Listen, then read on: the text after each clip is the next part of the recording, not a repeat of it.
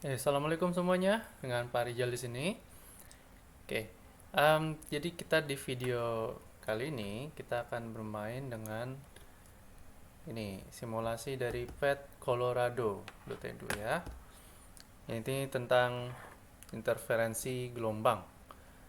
Nah, kita buka dulu yang awal. Baik, di sini ada simulasinya. Ini adalah keran air. Dilihat dari atas dia seperti ini ya. Ini namanya muka gelombang, ini top view. Nah, kalau kita buat side view, ini kelihatannya seperti ini. Jadi ada puncak sama lembah, yang mana kalau dilihat dari atas, puncaknya itu garis, lembahnya itu yang selainnya. Oke, jadi bikin slow motion. Nah, di sini ada frekuensi. Kalau frekuensi diperbesar, kalau frekuensi diperbesar berarti itu mempengaruhi seberapa cepat dia menetes, seberapa sering. Kamu bisa lihat panjang gelombangnya jadi kecil. Kalau frekuensi diperkecil, nah ini makin lambat dan dia panjang gelombang makin besar. Oke, kita ke sini ke interferensi. Apa itu interferensi? Jadi di pelajaran SMP kita udah belajar interferensi itu dari kata interfere bahasa Inggrisnya, yaitu mengganggu. Jadi ada satu gelombang, dia enak-enak aja nih, terus diganggu sama gelombang lain. Nah, sehingga terbentuk ini namanya interferensinya nih. Interferensinya di sini puncak ketemu puncak, lembah ketemu lembah, jadi menguatkan. Tapi kalau kamu lihat di sebelah sini nih, dia ada seperti buram begitu ya. Jadi puncaknya ketemu dengan lembah sehingga gelombangnya hilang di sini. Dan juga di sini hilang. Nah, ini sifat eh, gelombang ini dipakai untuk membuktikan bahwa cahaya itu sebenarnya adalah gelombang. Jadi percobaan Thomas Young, percobaan celah ganda yang ada di sini nih. Nah, kita coba lihat settingannya. Jadi di sini water wave generator. Terus di sini ada pembatasnya. Sini juga ada pembatas. Nah, di sini kita bisa atur apa namanya?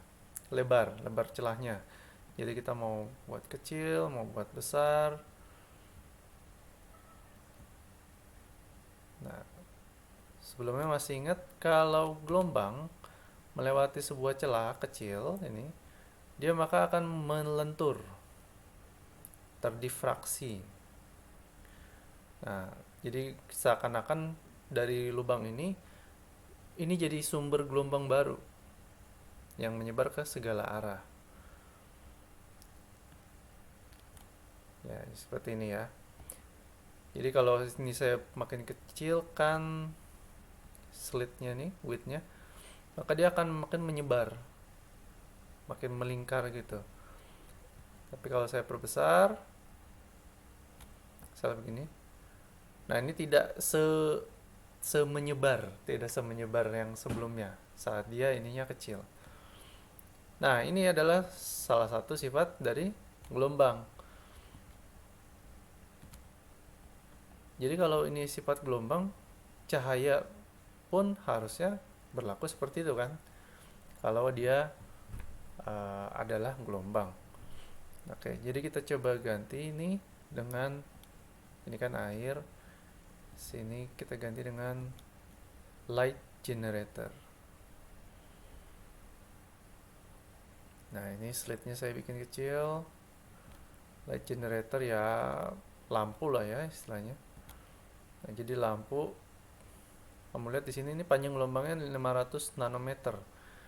Nah, jadi sebenarnya ada gelap terang tapi kita nggak bisa lihat nih karena dia apa namanya, kecil banget panjang gelombangnya. Ini kalau kita buat layar. Jadi di layar ini kurang kelihatan ya. Kita bikin warna kuning ya. Nah, ini yang membuat cahayanya itu tengah-tengah itu kelihatan lebih terang, lama-lama ke pinggir jadi redup. Tuh. Tapi ini kita nggak bisa lihat cara langsung nih. Ini tidak bisa membuktikan cahaya itu gelombang. Jadi gimana biar bisa membuktikan?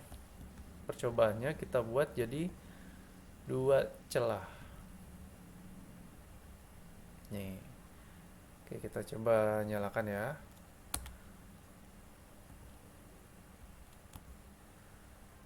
Oke. Pause sebentar. Nah, jadi terdifraksi lagi cahayanya, melentur, sehingga dari dua titik ini itu seakan-akan jadi sumber gelombang cahaya yang baru. Nah, terus kalau kamu perhatikan di sini tengah-tengah, puncak ketemu puncak, dia maka akan saling menguatkan, konstruktif.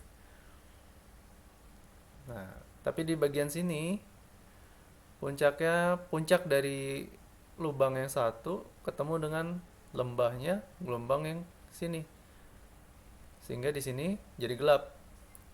Di bagian sini juga terjadi hal yang sama, puncak ketemu lembah jadi gelap di sini.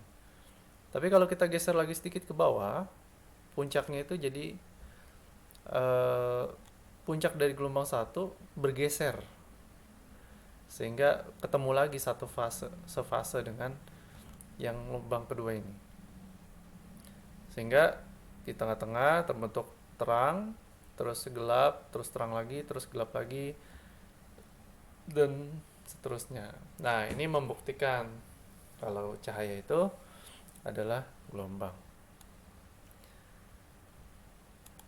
Nah, di sini kalau kita naikkan frekuensinya itu mengubah warna ya, warna dari cahaya. Jadi kalau frekuensi tinggi ini ungu, frekuensi rendah itu merah. Kalau kamu ingat ini adalah urutan dari Meiji-ku Hibinu, warna pelangi nih. Nah, sedangkan amplitudo itu di sini dia melambangkan seberapa terang sih cahayanya gitu. Jadi kalau ini redup tuh, lihat di layarnya redup. Tapi kalau amplitudo berbesar, dia akan kelihatan polanya. Nah, ini mulai kelihatan lagi.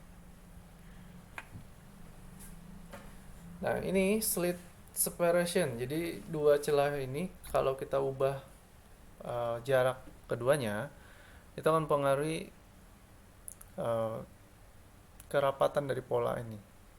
Pola gelap terang ini. Nah, jadi kalau dipersempit, dia malah makin lebar.